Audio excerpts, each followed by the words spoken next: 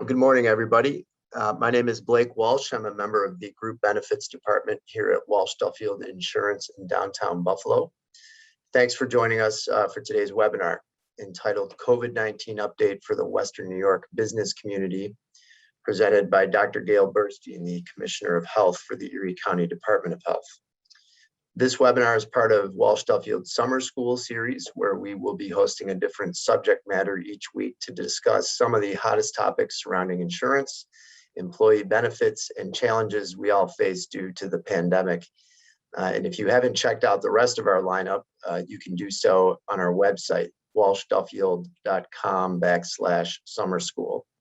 And there's a description for each presentation and links to register contained on that site. And before I introduce Dr. Burstein, just a few housekeeping items. Today's webinar is being recorded. We will share a link with you after the event with presentation slides included. The presentation is approved for 1 SHRM professional development credit and 1 business recertification credit hour through HRCI. We will email the code needed for these credits to live attendees after the webinar. We invite your comments and questions as always, and the Q&A box on your screen is where you should place any questions at any point throughout the presentation. Just type it in and we will hold it for the discussion portion at the end of the event. With that, I'm happy to introduce today's presenter. Dr. Gail Burstein is the Erie County Commissioner of Health and a clinical professor of pediatrics at the University of Buffalo Jacobs School of Medicine. She is also a pediatrician and co-chair of the Erie County Opiate Epidemic Task Force. She leads Erie County's COVID-19 pandemic public health response and manages all other aspects of the county's health department involving environmental health, epidemiology, early intervention, the public health lab, emergency preparedness, and the medical examiner's office. Dr. Burstein has served as a CDC medical officer and has held numerous clinical research and teaching positions. She has published articles in many scientific peer-reviewed journals specializing in adolescent medicine and sexually transmitted infections. She earned a medical degree from the Jacobs School of Medicine in Buffalo and a master's in public health at Johns Hopkins University in Baltimore, Maryland. Today, Dr. Burstein will be discussing the COVID-19 pandemic and Erie County's response, and will share any recent developments within the community. She will review best practices and safety precautions to help businesses keep their clients, customers, and employees safe as businesses continue to open and reopen. And this all as regulations are constantly changing. And with that, I welcome Dr. Burstein. Good morning, and thank you for inviting me. I always enjoy speaking with the business community. So let's start talking about COVID-19, and then also I am going to be discussing COVID-19 in Erie County, and I'm also and COVID-19 vaccines, and then I'm also going to talk about some other health problems that have picked up their ugly heads while we didn't have their eye on them when we were focusing on COVID-19, just because those other problems besides COVID-19 haven't disappeared, and they've actually worsened during the pandemic. Next slide, please.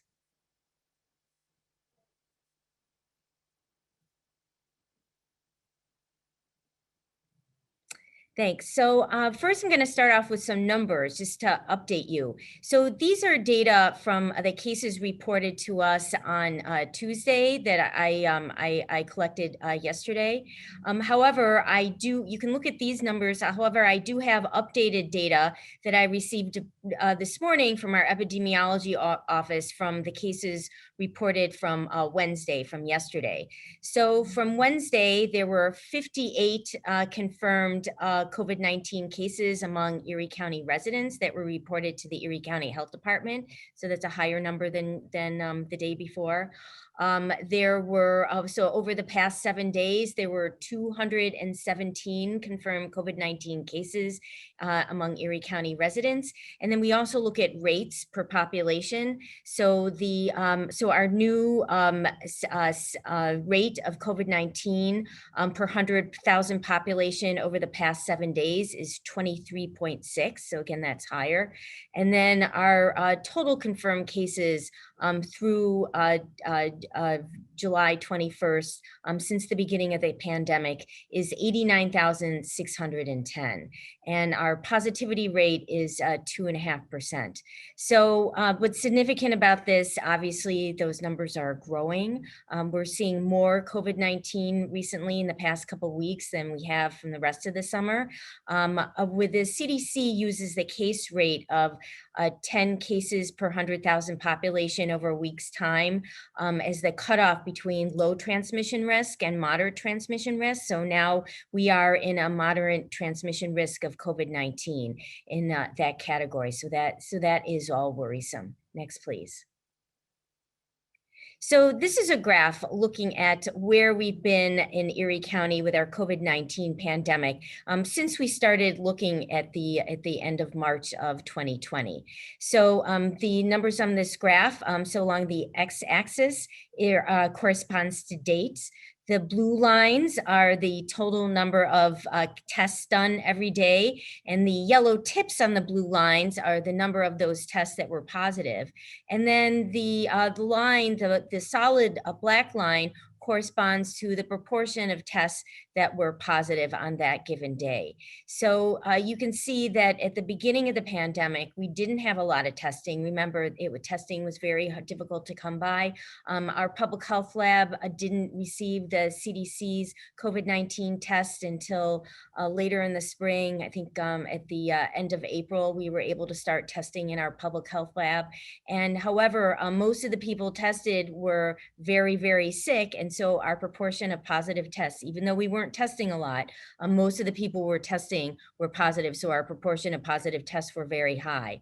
So as the spring progressed into the summer, we had more testing available in our community, both in our public health lab, and a lot of businesses sprung up, including in pharmacies, urgent care centers, just a lot. There were independent sites that were just offering testing that where there was a lot of access to testing in our community. And also over the summer, even though our number of tests stayed high, the number of positive tests were low. We know that SARS-CoV-2 is, we believe there's seasonality to this virus, so we expect to see lower numbers in the summer. So our number of positive tests did decline over the summer, even though our number of tests, stayed pretty steady at about 20,000 tests per day, per week. So and then in the fall, if you remember, when it started to get cold, then our cases really increased of COVID-19.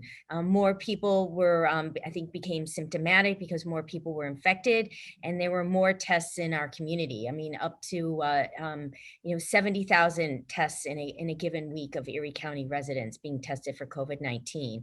And our proportion of positive tests really increased over the winter. If you remember, there was a pretty scary time. It was when the vaccines had just started to be able to be administered to certain eligible categories of individuals in our community, but there still wasn't a lot of vaccine, and there was a lot of disease. So as the winter progressed and we started to be able to get more people vaccinated, our numbers of COVID-19 cases started to decline slightly. And then in the spring, something happened. There was seemed like a switch turned on, and we believed happened is we started to see the alpha COVID-19 variant of concern in our community. That was the UK strain, and we started to see an uptick in numbers. However, as more people became vaccinated in our community, our number and the weather became warmer, our COVID-19 cases started to decline, and also so did the number of people tested. So right now we're seeing a low of people tested, only about 11 to 12,000 tests per week, which is very low. And that means we may be missing people who are infected because we're only going to have a positive test if we get a test at all. So so I'm going to show you of the past few weeks, our numbers have of reported COVID-19 cases among Erie County residents have started to increase again. Next slide, please. And so this is looking at over the past 6 weeks, the number of COVID-19 tests performed among Erie County residents and the number that were positive and the proportion were positive. So, and the left-hand column corresponds to the date of the last day of the week where we're presenting the data. The second column to the left is looking at the total number of specimens among Erie County residents that were tested that week. The next column is the number of confirmed cases, so the number of positive tests among residents that were tested that week. And then the last column is the proportion of tests that were positive. So you can see, a definite trend over time. So the number of tests that are being performed among Erie County residents has significantly decreased. It's only about, this past week was only about a third of what it was 6 weeks ago. You can see the number of confirmed cases, the number of individuals with a positive COVID-19 test had been declining over the summer. However, the past couple of weeks, there's been a significant increase, especially last week where it went, we had a 156% increase in reported cases, went from 68 cases in a week to 174 cases in a week. And then also the proportion of positive tests significantly increased last week. It more than doubled. So, we're getting into scary times again. Next, please. So this table is looking at case rates. So again, by week. So it's looking at the CDC's rate that they use to be able to evaluate where we are in terms of COVID-19 transmission risk, which is the number of new cases over a 7-day period per 100,000 population. So the column on the left corresponds to the date of the last day of the week where the data are being presented. The middle column, again, is looking at the total number of cases, the total number of people that were positive for COVID-19 that week. And then the right-hand column is looking at our case rate. And so you can see just over the past week, between the week of ended on July 10th to the week that this past week that ended July 17th, we've seen a substantial increase, and we more than doubled our case rates of reported people in Erie County diagnosed with COVID-19 over a week. So again, that's very concerning. We're now in the moderate transmission risk category, and that has a lot of ramifications about what testing policies may be in the schools when they open up this fall. And it just should also give us pause that when we're going out in public, if you have a business where you encounter in person, people in the public, you might want to think about reinstituting some extra preventive precautions, even though they're not mandated. I mean, you still might decide to consider, asking people to come in to wear a mask instead of trusting that they're abiding by the honor system. You might ask your employees to wear masks when they're interfacing with people from the public where they don't know of certain that they're vaccinated, to protect them and to protect their coworkers. Because if one person gets infected in your business, the infection can spread very rapidly, especially among unvaccinated people. You can take action to encourage people to get vaccinated. So there are a lot of things that we can do in businesses to try to prevent the spread of infection, in your own home. Next, please. So these data are looking at hospitalizations. The graph on the right is looking at the people admitted for COVID-19 to Erie County hospitals by day over the past 6 weeks. And then the graph on the right is just kind of a blow up of what we saw with COVID-19 related admissions to our Erie County hospitals since the beginning of the year. So focusing on the graph on the left-hand side for what we've seen with hospitalizations over the past 6 weeks, just the what the lines mean. The magenta line corresponds to the number of people admitted to Erie County hospitals who had a diagnosis of COVID-19.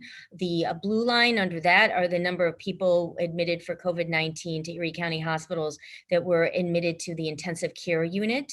The purple line under that are the number of people admitted with COVID-19 who are receiving some type of airway assistance in the ICU. And then the yellow line on the bottom are the number of hospital-related deaths from COVID-19. And so you can see that at the beginning of the summer, we saw a significant decline in overall hospitalizations for COVID-19. And over the past few days, we've seen a creeping up again of COVID-19 admissions. So, again, we have to be careful. And then if you look in the graph on the right-hand side, even though we're concerned about 21 COVID-19 hospital admissions to Erie County hospitals, it's still nowhere where we were at the thick of things in the middle of the winter, where we were worried about running out of hospital beds, but specifically, running out of ICU beds and ventilators. So if you remember in the winter, we had almost 500 people admitted to Erie County hospitals with COVID-19. So 21 is a lot lower number than 450. However, we have to remember that this can happen again, and we have to be on guard. I mean, just looking what is happening in the UK, because with the timeline of their pandemic, they're about 40 days ahead of us, and they also have a higher proportion of people in the UK that are vaccinated compared to the United States. So in the UK, they're seeing a significant uptick of COVID-19 cases because of the Delta variant strain. They're seeing actually about as many cases per day in the UK now as they saw in January. And remember, in January, they saw a lot of cases. So they're seeing a lot of COVID-19 in the UK. However, I think because their vaccination rates are so high, they're not seeing a lot of hospitalizations. Their hospitalization numbers are relatively low. And remember, the vaccines are all FDA authorized for emergency use to prevent moderate to severe disease and hospitalizations, and also to prevent death. So it looks like they are working there in the UK. We see that despite the COVID-19 cases, with some maybe breakthrough cases, still people aren't ending up in the hospitals and dying as just like we saw in the winter. Next, please. So now let's talk about vaccines, because that is our ticket out of the pandemic. Next, please.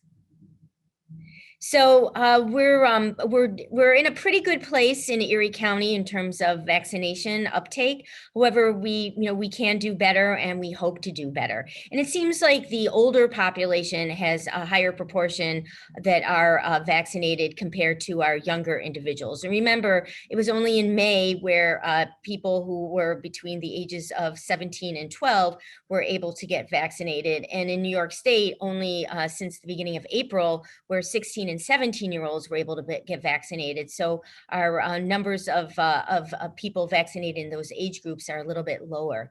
So this is looking at the proportion of people by age group who received at least one dose of COVID-19 vaccine.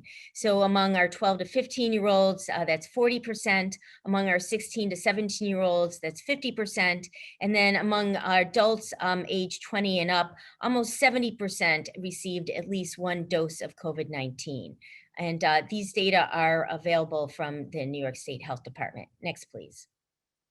And then, but looking at it, by age, by decade, again, we can see some definite trends. So this is data from New York State, looking at the proportion of people in Erie County by age who've received at least one dose of COVID-19 vaccine. And so again, our younger population, our adolescents and young adults have a lower vaccine uptake compared to our seniors, whereas people between the ages of 65 and 74 over 90% have received at least one dose of vaccine. But I just want you to think about the age group of the people that work in your businesses, and then look at this graph and see what the vaccine uptake is in those age groups. So our young adults, especially people in their 20s and 30s, have a much lower vaccine uptake compared to the older adult population. And we remember these people in their 20s and 30s, they also have kids at home that are going to school that may not be able to get vaccinated. So if they get sick, they will put their children at risk. They'll put other people in your business at risk. And also what we're seeing with the people who are the least likely to get vaccinated, those age groups also have the highest number of COVID-19 cases. So we're seeing the most cases of reported COVID-19 among people in their 20s and 30s.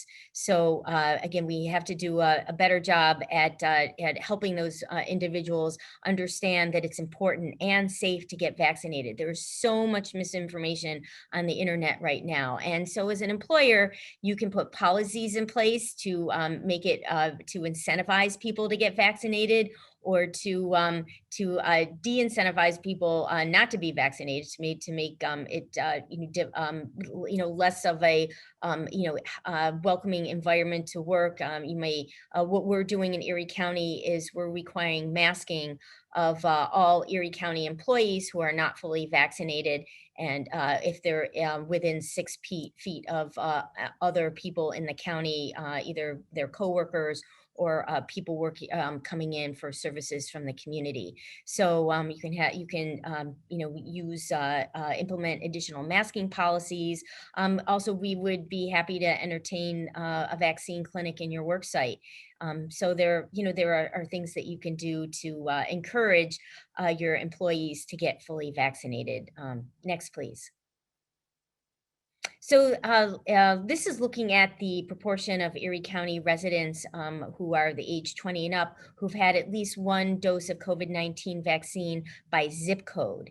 So it's location, location, location, right? It's like real estate. So where you can see is that we have the highest vaccine uptake in the, excuse me, wealthier suburban communities of Erie County, and we have lower vaccine uptake in the more poor areas of Erie County, in like the urban areas and suburban areas. So again, this is looking at another health disparity where we're seeing that people who are in rural areas and urban areas who are living in poverty and for whatever reason have not been vaccinated, even though I have to say there is good access to vaccine everywhere in Erie County. So again, where think about where your business is located, where your employees live, and thinking about what you can do to help your employees get vaccinated. Next, please.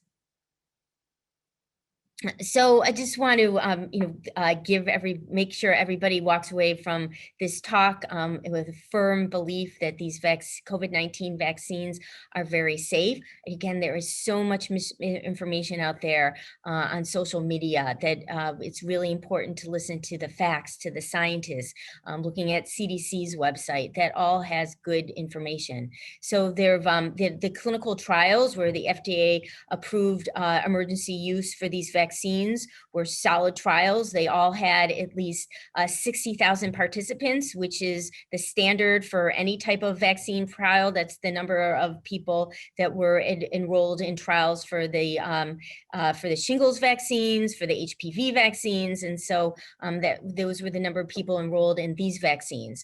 And there is some aggressive post-marketing surveillance occurring with these vaccines. So the CDC is looking in various different databases that are able to monitor for vaccine safety, to look for any type of danger signals which would warrant them to do some further investigation with some other vaccine safety databases.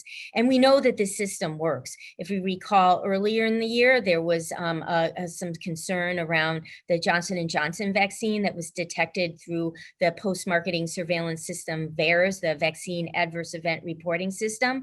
And so the CDC and the FDA, they decided to put Johnson & Johnson on pause for a few days while they had time to further investigate, do some digger deeping and data analysis of some other more robust data vaccine databases.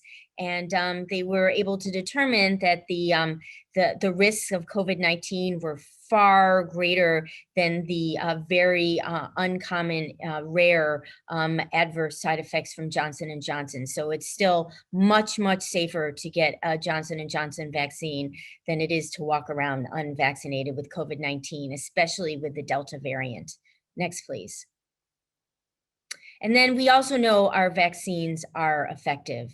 Remember, the vaccines are FDA authorized for emergency use to prevent moderate to severe disease, hospitalizations, and death from SARS-CoV-2. And we know that they're working. We're seeing a small uptick in, we're seeing a significant uptick of COVID-19 cases. We're not seeing the same type of rise in hospitalizations or deaths. Our number of deaths continue each day from COVID-19 continue to stay low. So we know the vaccine works.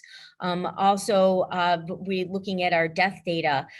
We've been looking at the vaccination status of people who died, Erie County residents who've died from a COVID-19 related disease since April. And so far, only 4% of those people that in Erie County who died of a COVID-19 related illness were fully vaccinated. So 96% of the COVID related deaths in Erie County since April were either unvaccinated or not fully vaccinated. So again, we know the vaccines work. And unfortunately, the people who died of COVID-19 who were fully vaccinated were immunocompromised at some level at where they weren't able to mount a good antibody response. So again, thinking if you have employees in your workplace that are immunocompromised for many reasons, they're taking medication that renders their antibody response to be suboptimal,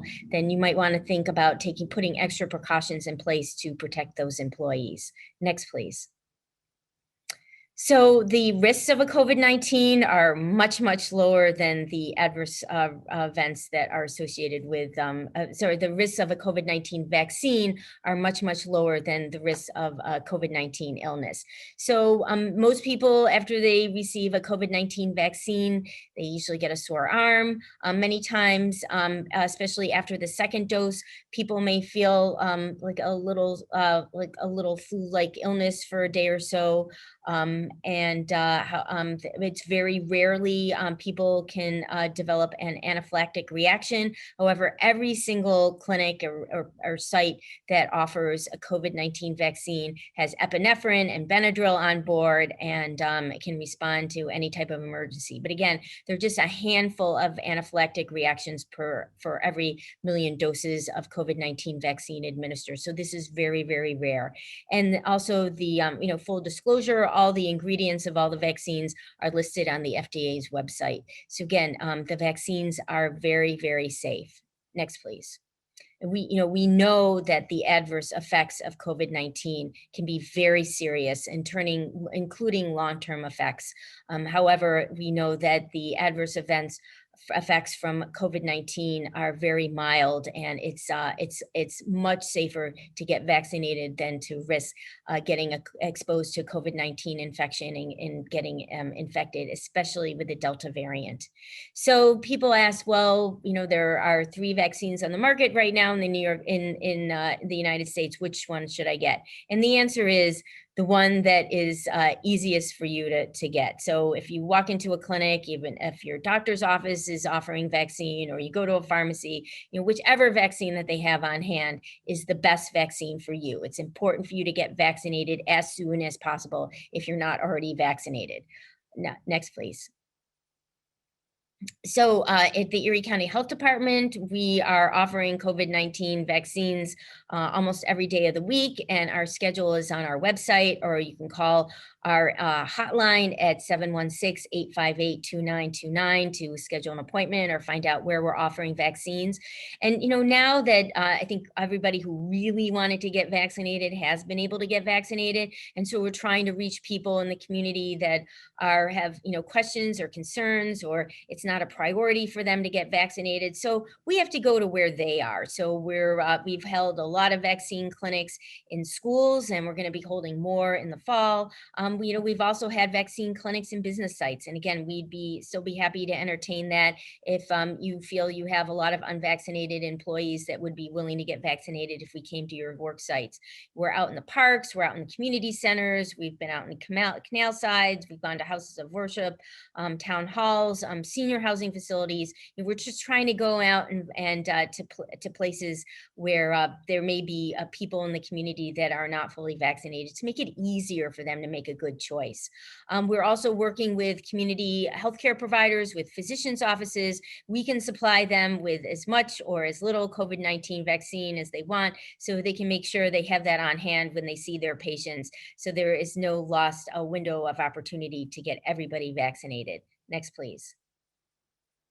So we're also offering free vaccine in people's homes. We're working with a home nurse agency, and they're deploying nurses with COVID-19 vaccine that we supply, and vaccinating people in their home. So this is free.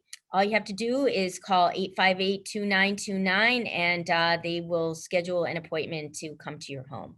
Next, please.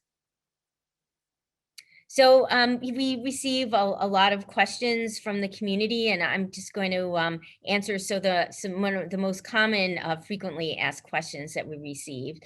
So a big question that we receive is, I've already been infected with COVID-19. Should I get vaccinated against COVID-19? And the answer is a strong yes. We know that people who have been infected with COVID-19 in the past were probably infected with a different strain that's circulating now.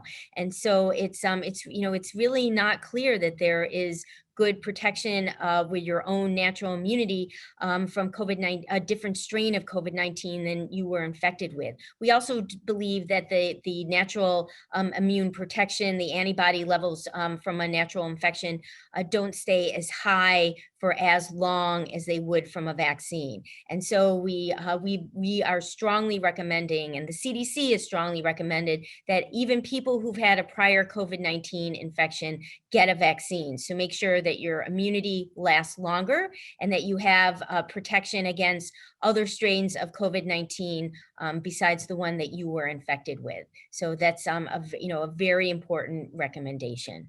The next question is, would you recommend getting an antibody test before you get vaccinated? And the answer to that is a strong no. Measuring antibody levels in your bloodstream do not predict how your immune system would react when you're exposed to viral pathogens in your nasopharynx, in your nose and your mouth. There are different antibodies that go into effect. You have an IgA antibody that is, the first line antibody, and these tests aren't measuring that. And there are other parts of your immune system that aren't being able to be measured by an antibody test. So nobody recommends getting antibody tests to try to predict if you have immune protection against COVID-19. So it's really a waste of money. And then another question is, are there any long-term side effects from this vaccine? So far, really, as I mentioned earlier, the biggest side effect is having some mild flu-like illnesses for a day or two after the vaccine, but we really haven't seen any long-term adverse effects from the vaccine. However, we have seen many long-term side effects from COVID-19 infection. I'm sure you've all heard about the long haulers, and we can't predict, who is going to be a long hauler from from COVID-19 infection. So that's why it's really important to get vaccinated, because anybody who gets an infection could end up being a long hauler and having these symptoms of fatigues, headaches, difficulty breathing for a very long, and importantly for me, like loss of taste and smell. And you can't enjoy your food or your coffee as much. So that's why, another reason why it's very important to get vaccinated. And then the question is, other people are asking, is this going to be like flu vaccine that we're going to need to have a booster every year? And the answer is maybe. We don't know yet. We haven't had the vaccine available for longer than a year. And so we'll have to see what, if we see how we see breakthrough cases in our community among people who are vaccinated, and especially if they become, very ill and require hospitalizations because the antibody levels wane. So, we don't know. And just remember, in the big picture, that this is a global pandemic, and there are still like millions of people across the globe that haven't been vaccinated, in poor countries. And so, we have to be responsible partners and make sure that the people in countries that are poorer than us get access to their first dose of vaccine before we have receive our second, or if you had a J&J, or a third dose of COVID-19 vaccine. Next, please. So, what can businesses do to help keep their employees safe? First of all, you can make sure that and do everything you can to encourage your employees to get vaccinated. Some businesses have made that a requirement for employment, and that's legal for private businesses to do. You really want to make sure that as many people who work for you in your workforce are vaccinated, so that other people don't get ill if they get exposed. Also, that you don't want your employees that get ill to bring the disease home to the rest of their family members. Remember, children under the age of 12 are not able to be vaccinated, and so we don't want to spread vaccine we don't want to spread disease to the family members of your employees. And also, if your employees who are vaccinated are exposed to COVID-19, right now they don't have to quarantine. However, if your employees who are not vaccinated are exposed to COVID-19, they do have to quarantine for 10 days. And so this really affects your workforce in many ways. And then also, you don't want any of your employees to get infected with COVID-19 and develop long-term symptoms and be difficult for them to work. And insurance costs will go up. So it's really best practice to do everything you can to keep your employees healthy. And number one would be helping them make a smart choice to get vaccinated. Next, please. So now I'm going to turn my talk over to some other public health problems that have reared their ugly head over the course of the pandemic. Next, please. So you've probably heard on the news that nationally and in Erie County, we've seen a significant uptick in COVID-19 in opioid-related deaths during our COVID-19 pandemic. Next, please. So just remember, in the big picture, that substance use disorder is really a chronic disease. And just like many other chronic disease, there is medication to treat it. And so, and just like many other chronic diseases, stigma, it can be a barrier to getting treatment. And so there are many policies and actions employers can take and put into place to make it easier for their employees who are struggling with substance use disorder to get treatment. And first of all, making sure that people can feel comfortable coming in and telling you that they're struggling with this chronic disease. And then also putting policies in place that makes it easier, say, for people to maybe take a couple hours leave during the day, once a week to go out and get their treatment. There's FMLA, or maybe if you could have flexible work hours to allow those individuals to go and get their treatments periodically, just like any other chronic disease, would be really helpful. Next, please. So this is looking at the number of opioid-related overdose deaths among Erie County residents, starting from 2012, going up to what we have confirmed so far in 2021. And so, looking at the numbers of 2019, we had 156 confirmed opioid-related overdose deaths among Erie County residents, and in 2020, that jumped up to 246. So that's a 57% increase over 1 year. And remember, there are a lot of reasons why people were suffered more from opioid use. I mean, first of all, there were the pandemic really interrupted sources of care, how people were able to access healthcare, and so some people who were on chronic medication like Suboxone or buprenorphine for medication-assisted treatment for opioid use disorder may have not been able to get their medications as they have in the past. Also, many people were alone during the pandemic. They were working from home alone, and unfortunately, people were trying to entertain themselves. They were so bored and using cocaine as a party drug to try to uplift their mood. Self-medicate, and unfortunately, most of the cocaine in our community is spiked with fentanyl now. Even any pills you buy on the street are spiked with fentanyl. So people may not even realize that they're taking opioids. They think they're taking, cocaine, which is a stimulant, or another type of drug like meth that can be a stimulant too, and not realizing that they're really taking fentanyl, which is a huge respiratory depressant, and then overdose and dying. And also with people using alone, there's nobody there to witness their overdose and call for help and give them Narcan. So we've changed many of our prevention strategies to try to deal with this situation, and we're hoping that our numbers are not going to be as high this year. However, we're still seeing a lot of cases. We have so far 86 confirmed opioid-related overdose deaths this year, and then 78 that are pending confirmation. And it's the year is only half over. Next, please. So I think the message, and if you want, you could post signage in your work site about the dangers of any type of illicit substance use, because everything is spiked with fentanyl now. This year, we're seeing about a third of all our opioid-related overdose deaths also have a positive tox screen for cocaine. Last year, it was 45%, almost half. And then almost all the opioid-related overdose deaths have fentanyl in their tox screens. We're seeing meth being spiked with fentanyl. We're seeing pills being spiked with fentanyl. The only safe place to buy a pill is in a pharmacy. So again, we can provide you with signage from the Erie County Health Department, and there's also good signage online at SAMHSA and CDC, just to remind your workers about the dangers of any type of drug use. Next, please.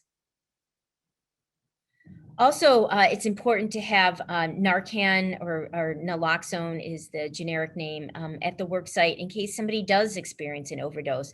At the Erie County Health Department, we're giving out these free emergency Narcan boxes that look like AED devices, or they're encased in a small glass box that you can hang on the wall, so that everybody knows that that's where they can go if somebody passes out, and giving them Narcan. Again, if somebody passes out and you give them Narcan and they don't have any opioids in their system, it's not going to hurt them.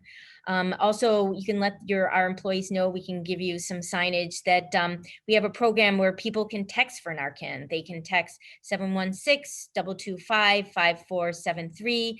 And the only question we will ask is where we can deliver the Narcan. So it's important that people have this on hand. There's also peer navigators in our community, and our addictions hotline is still open that can connect people to treatment, and it'll also answer a lot of information. And then also in our emergency departments, Buffalo Matters is still in effect, and people can go in either virtually or in person to any emergency department and get started on medication-assisted treatment with buprenorphine, walk out with their first appointment with a long-term treatment provider, linked up with a peer, and get a dose of Narcan. Next, please. And we're also seeing, unfortunately, this huge uptick in sexually transmitted infections during the course of the pandemic. Next, please. So this is looking at the number of reported gonorrhea cases on the left and chlamydia cases on the right among Erie County residents. The orange line corresponds to all the reported Erie County cases, and the red line corresponds to the cases among residents who live in the city of Buffalo. So you can see the similarities with gonorrhea and chlamydia is that most of the cases of both are among residents that reside in the city of Buffalo, about 80% of gonorrhea cases and about 70% of chlamydia cases. So we've seen a 56% increase of gonorrhea cases between 2019 and 2020. Many of those are among young people, adolescents, and young adults. And we're identifying more gonorrhea cases because gonorrhea is more likely to be symptomatic, especially among males.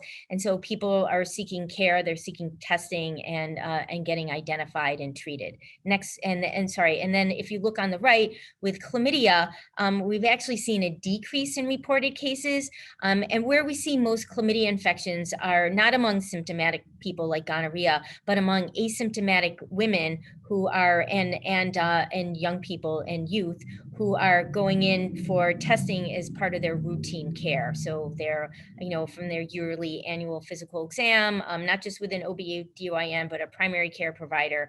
And it's because screening among asymptomatic sexually active females and some males is recommended for chlamydia and gonorrhea annually. And so that's where we find most of the chlamydia cases because chlamydia is more likely to be asymptomatic. So this is showing us that that people are not, especially females and young females, are not accessing preventive care. Next, please.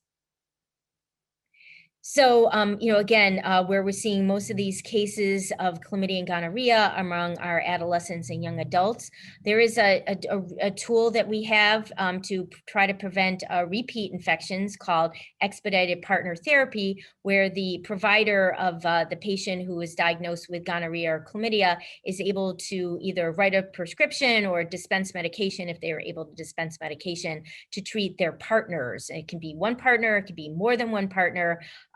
Without even seeing the partner or knowing the partner's name. And so that is a big preventive tool we have to make, by treating the partners, make sure that the patient doesn't get reinfected from an untreated partner. So that is that's something we're really trying to promote among healthcare providers. And then also our sexual health clinic and including our family planning clinics at 608 William Street, run by the health department, are open now 5 days a week. And we can see people who, regardless of their ability to pay, there's, no questions asked. People who are uninsured or underinsured, there are no out-of-pocket expenses. Next, please. And then we're also seeing people accessing just regular preventive healthcare at a much lower numbers during the pandemic. So we know because people are less likely to access preventive healthcare during the pandemic, and now even after the pandemic, some of those behaviors have persisted. We're seeing we're behind in terms of childhood immunizations among our Erie County children, and also developmental screenings. Kids with developmental delays are being missed. Kids that are suffering from lead toxicity are being missed. So, another message you could take home to your employees, or if they have kids, make sure that they see their pediatrician for their routine preventive health care. Next, please.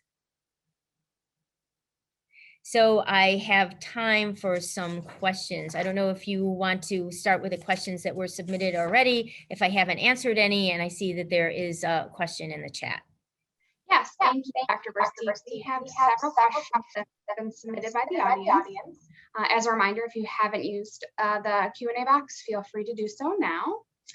But I'll start with, I have a couple questions. So for a business to host a vaccine clinic, who should they contact? And is there a minimum number of shots that need to be distributed? So they can call our hotline at 858-2929, and they can direct you to the right person. You can also, shoot me an email if you want. I'm at gail.burstein Burstein, so my first name dot my last name at erie.gov, and we can link you up. We'd like to make sure at least 20 people are vaccinated at a clinic, and we also be happy not only to vaccinate your employees, but they can bring their family members of anybody 12 and up, and we would be happy to vaccinate them. So we really want to help everybody be vaccinated, and we'd appreciate businesses hosting a vaccine clinic from their employees, and really incentivizing them to get that shot and get that dose, and keep everybody in the workplace safe, and also your customers safe. Perfect. Are there any advancements in the treatment of COVID positive patients in the hospital since the start of the pandemic? Yes, we have learned a lot about COVID-19, not only COVID-19 prevention, but also COVID-19 treatment. So there are some antibody infusions that people can get, either, in the hospital, and, or, hopefully, if you or somebody starts to become very ill with COVID-19, they should talk to their healthcare provider about getting a monoclonal antibody infusion to help them turn around so they don't have to get admitted to the hospital. I mean, that's best time to get that that antibody treatment infusion is to keep them out of the hospital.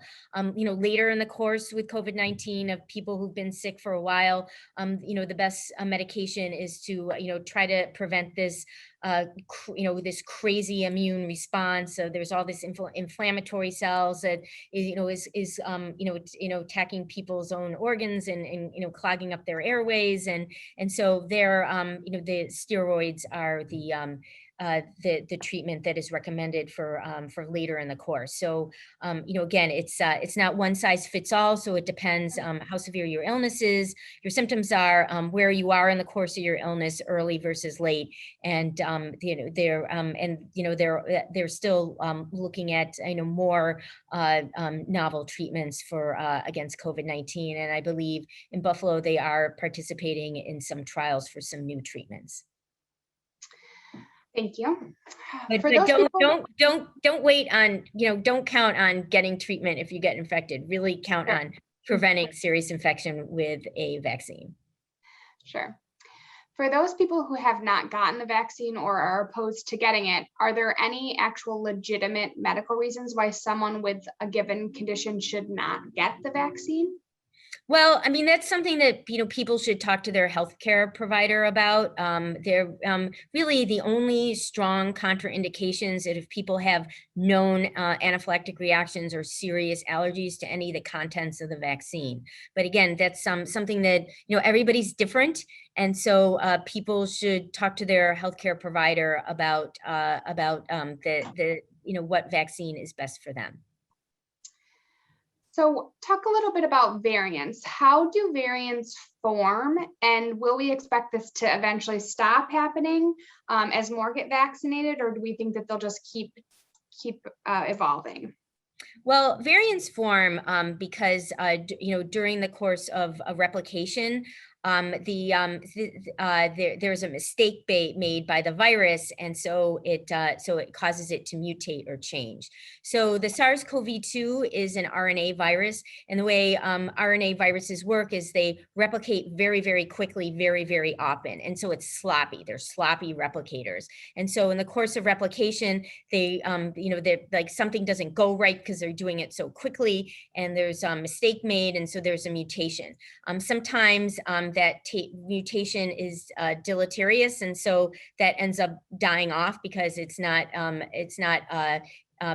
beneficial for them on a genetic basis to or evolutionary basis to to propagate, and they lose out and die. However, some mutations are advantageous for the virus, like the variants of concern that we have. Those are all mutations, and so it can make them more transmissible. It it can cause more serious infection, and so those are the ones that we worry about. And so all the variants of concern were from mutations from somebody who was sick, especially for a long period of time. So we know that people who have low antibody function, low immune function, can stay infected with COVID-19 for a longer period of time than somebody with a normal or robust immune system. And so the viruses can stay in a person for a long time, and that'll, cause more opportunity for them to replicate, and then more opportunities for variants to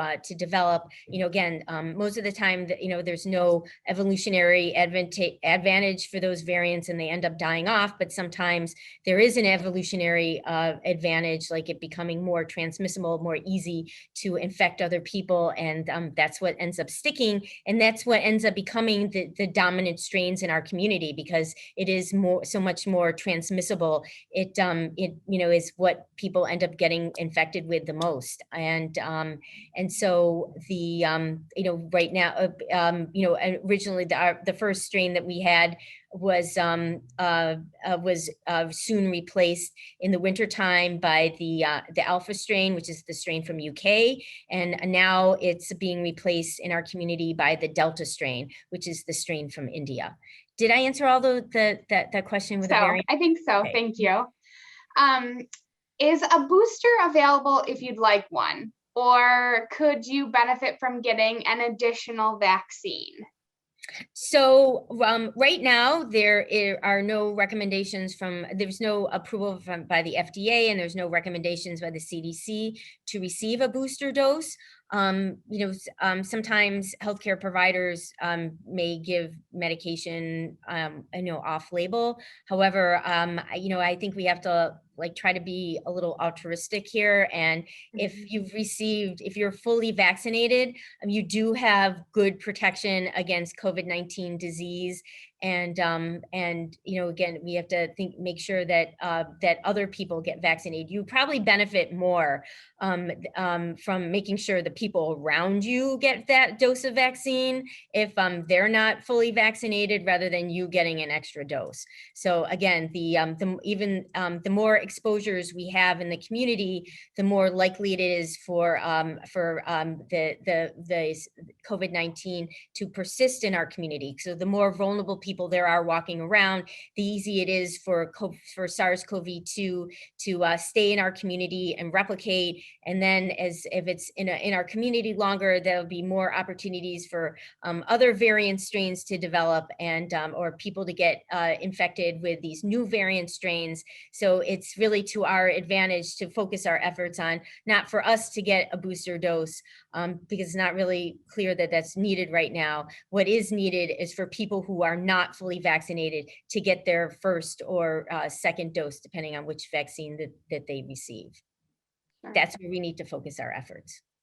So one more, are there any updates to the policies and procedures set by New York State for businesses? Do you know, like the cleaning logs, employees screening at entrances of the main office, things like that? Well, all I can say is, all the New York State policies for businesses and schools and healthcare settings are all on the state's website and the New York Forward.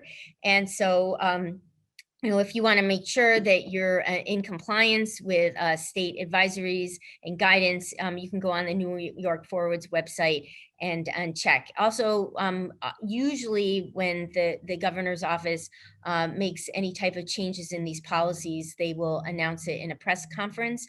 So you could also check the governor's website for their recent press releases and see if anything's been released. However, even though there may not be any new policy recommendations by the government, there's still a lot of policies that each individual business can put in place to make their work site safer for their employees, and then indirectly for their employees' families and for their customers. So masking is a very powerful preventive tool.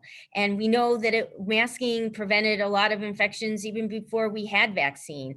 And the way to eliminate COVID-19 in our community is through a layered preventive approach. So vaccines, masking, social distancing, disinfecting, all of those are important. And just doing one is really not going to result in elimination of SARS-CoV-2 in our community, because we're never going to be able to get everybody vaccinated, especially in the near future. When children under the age of 12 are going to act as a reservoir of probably undiagnosed COVID-19, because they're less likely to be symptomatic and get recognized as being sick. So given that, and there's always going to be anti-vaxxers in our community that are going to refuse to get any vaccine. So given that, vaccine is an important strategy. So there you could put policies in place that makes it easier for your employees to make a smart choice and get vaccinated. Also, you can put, you're still allowed to make your own policies around masking, even though they're not required. You can require your employees, you can require your customers to wear a mask. I mean, it's not terrible. And then, also you can put, hand sanitizer all over the work site, and making sure that people are washing their hands, and then, thinking about being able to space people, or I know many businesses are allowing workers to work from home. So those are all strategies that they worked before and they'll continue to work now. Dr. Burstein, thank you. We know it's just about noon right about now. We have one final question.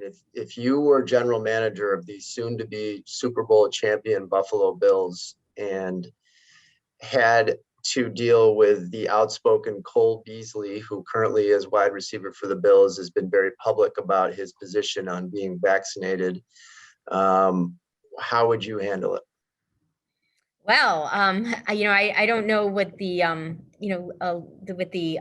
legally. I'm not up on employer law, so it's really hard to say what I know what I would like to do. I don't know what I could do. That's that's really tough. I mean, everybody is right now.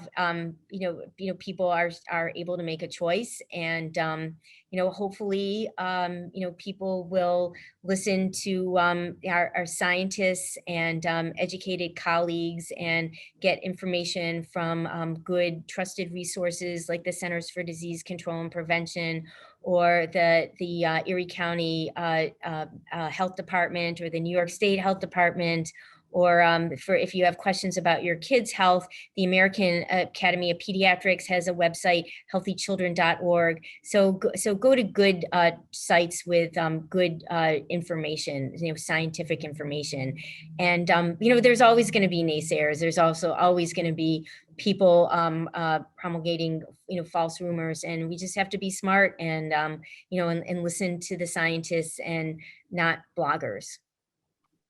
Great. Well, thanks for handling that curveball. Our office in particular is very grateful for your guidance and your efforts in the community, and thank you so much for your time today. Some helpful resources that Dr. Burstein has mentioned. Again, there are links in the chat box for anybody on the call to refer to from the Erie County Department of Health. Next week, we are looking forward to hosting Melinda DuBois. She's the Executive Director of Mental Health Advocates of Western New York, and she will share her expertise on addressing mental health in the workplace. So please be sure to register for that webinar. Again, walshduffield.com/summer school.